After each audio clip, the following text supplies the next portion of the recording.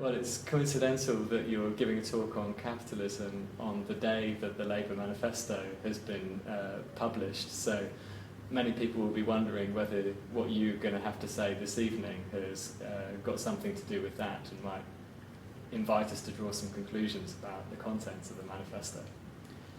It's an interesting coincidence. One of the things that I was thinking about when preparing for this was the Communist Manifesto.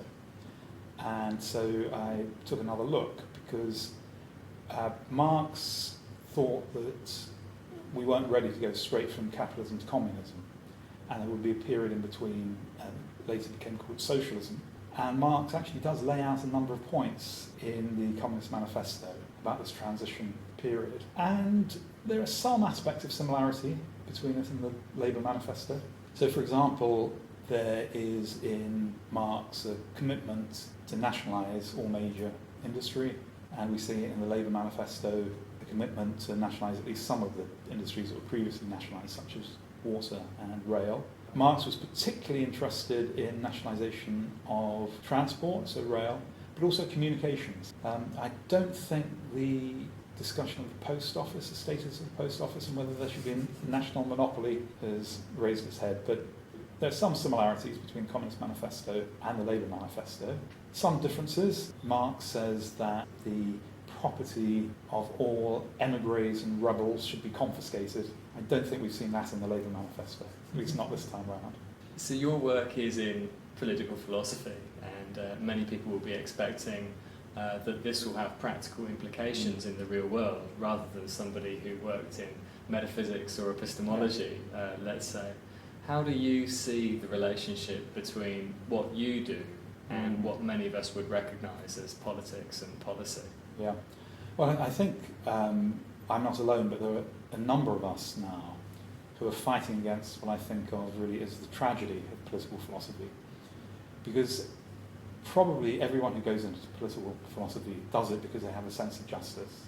That there are injustices in the world. They think that poverty needs to be dealt with, maybe gender inequality or racial inequality. They see campaigns that they identify with. And so they go to read political philosophy. And what happens next? Well, if they're lucky, they read Plato, they read Hobbes, they read John Rawls, they read Nozick, and they write essays, and they get good marks for their abstract thought, for their powers of analysis, for their powers of connecting different types of arguments and making comparisons, for example, historical scholarship. And so the rewards within the system move you away from the things that got you into the system in the first place, which is very concrete desire to act on the world. And so, as you advance through your career, it tends to be your work gets more and more abstract. You have to write for the journals. The ref tells you you need 3-star, 4-star academic work, which is of a certain type of standard. And so you end up being really dragged away from what you started thinking about in the first place. But there comes a time when some of us think actually that was all wrong, and we need to look really at some more inspiring people who've done things that have a more empirical aspect to them. And here, for example, Amartya Sen will be a role model. So someone who has achieved at the highest levels of theory but has never really lost touch with practical politics. It's interesting that you've been quite hard on political philosophers. Yeah. Do you think that there's something that maybe society could do to see the value of political philosophy? We've heard a lot about trusting the experts. Is there a kind of expertise that political philosophers have that society could perhaps make more of? Yeah.